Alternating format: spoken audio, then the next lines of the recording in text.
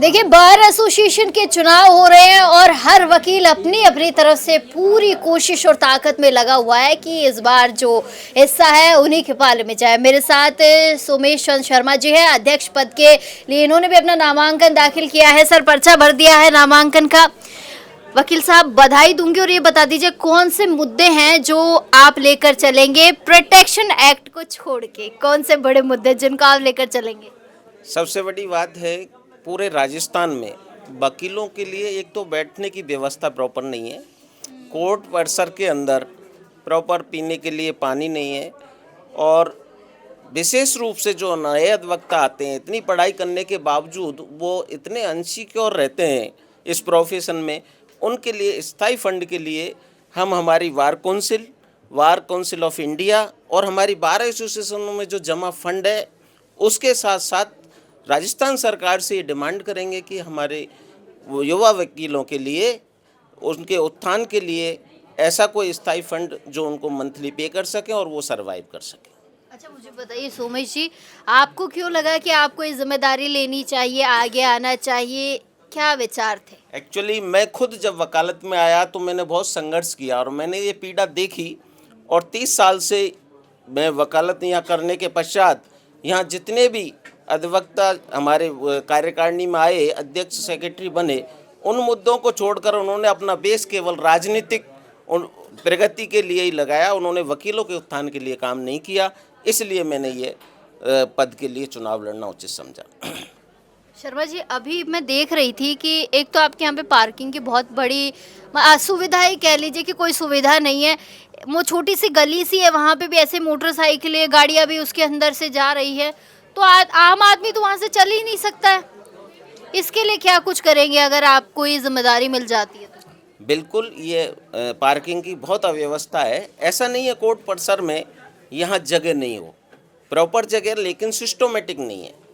जो हमारी यहाँ बैठने के लिए ग्रीन शेड बनाए हैं उनके नीचे पार्किंग बना के और ऊपर मल्टी स्टोरी बैठने की व्यवस्था कर दी जाए तो पार्किंग की समस्या सॉल्व हो जाएगी।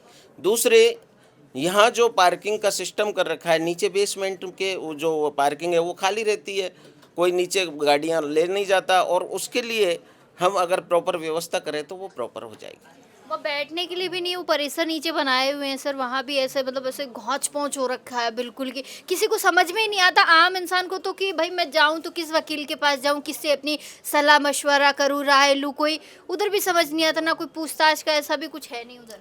बिल्कुल आप सही कह रहे हो, पर ये क्या है, सिस्टम प्रॉपर नहीं होने की वजह से एक अधिवक्ता के पास 3 सीटें चैम्बर में भी है, एक गेट पे लगा रखी है, दूसरे गेट पे लगा रखी है। अगर वो सिस्टम से हो जाए और उनकी लिस्ट लग जाए, हर प्रत्येक गेट पर एक लिस्ट लग जाए, उनका वो बाकायदा नंबरिंग हो जाए, तो ये व्यवस्था सॉल्व हो सकती है। एक मैं ये देख रही हूँ सर, यहाँ पे 16,000 वकील है, अधिवक्ता है। अब 16,000 में से तो मोस्टली तो प्रैक्टिशनर्स ही होंगे, प्रैक्टिस करने वाले ही होंगे, और उससे ज़्यादा की तादाद में लोग आए जा रहे हैं। सबको वकील बनने का जो है आजकल शौक से चढ़ा हुआ है नई पीढ़ी को। तो आप कैसे देखते हैं कि जो ये नई पीढ़ी वकालत की तरफ भाग रही है, ये वाकई में वकालत की तरफ जा रही है या सिर्फ एक शौक है? नहीं, ऐसा नहीं है। यहाँ रजिस्टर्ड जरूर 20,000 हैं, पर वकालत करने के लिए मात्र 6 से 7,000 ही आते हैं। और जो आप कह रहे हो नई पीढ़ी वकालत के लिए भागती जा रही है, एक समाज में जागरूकता है। अभी तक जो हमारा कॉन्स्टिट्यूशन था, जो हमारा कानून था, उसमें लोग अवेयर नहीं थे। अब वकालत पढ़ने के बाद में बहुत चीज़ों की जानकारी हुई है और समाज जागृत हुआ है और आगे प्रोग्रेसिव है। नहीं सर, जो नए लोग आ रहे हैं तो वो क्या वाकई में वकालत को समझ भी रहे हैं, या आप ज़्यादा इसको अच्छे से डिफाइन कर सकते हैं? आपको लगता है वो वकालत को समझ रहे हैं? इस मुद्दे को कह सकता हूँ, जो हमारे से आगे वाली पीढ़ी थी वो वकालत में बहुत इंटेलिजेंट थी, और हमारे से पीछे वाली जो पीढ़ी, उसमें अभी जो ये 5 ईयर लॉ कॉलेज जो स्टार्ट हुए हैं, ये बच्चे बहुत इंटेलिजेंट है। बीच में जो 10 साल का 15 साल का जो गैप था, उसमें वकालत का या कानून की पढ़ाई का वास्तव में मिसयूज हुआ। बाकी की अब बहुत इंटेलिजेंट, जनरेशन इंटेलिजेंट है ये?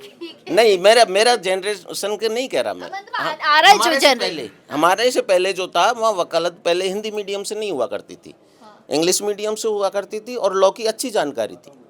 और अब 5 ईयर लॉ वाले जो बच्चे हैं, 5 ईयर लॉ कॉलेज खुले हैं, इनमें बहुत इंटेलिजेंट बच्चे और अच्छे प्रोग्रेसिव हैं, तो उनके लिए कोई प्रोफेशन में कमी नहीं है। कमी नहीं है। अच्छा सर, आपके भी बहुत सारे प्रतिस्पर्धा तो बहुत तगड़ी हो रखी है, नीचे लोग ऐसे मालाएं वालाएं पहन के ऐसे, मतलब उन्होंने तो ऐसे जीत का बिगुल बजा रखा है, हम तो बिल्कुल जीत गए हैं।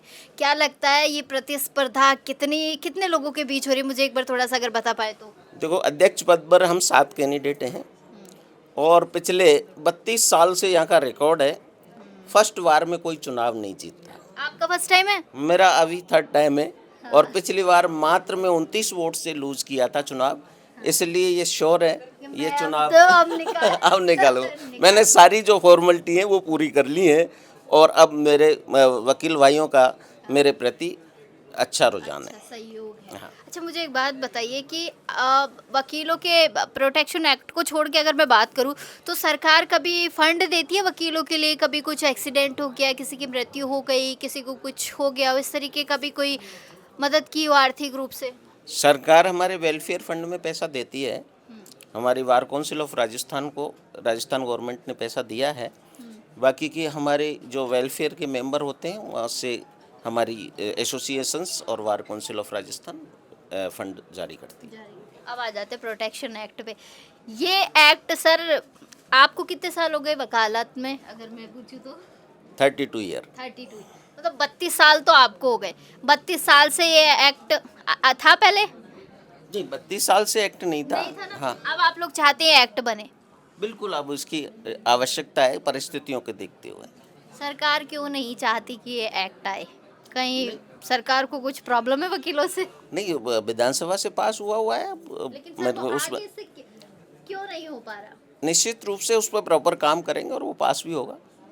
कल का ताज़ा मामला आपको पता होगा, जोधपुर में एक वकील साहब को खुद को डिफेंड करना पड़ा, बताना पड़ा कि भाई मैं वकील हूँ बार बार, उसके बावजूद भी जो है पुलिसकर्मी उनको वकील नहीं मान रहे थे। अब बताइए कितना जरूरी है ये? वो इलीगल एक्ट था, कोर्ट ने उस पर स्वप्रेरित प्रसंज्ञान लिया और उसकी कार्रवाई हुई, बाकायदा आगे प्रोसीडिंग होगी।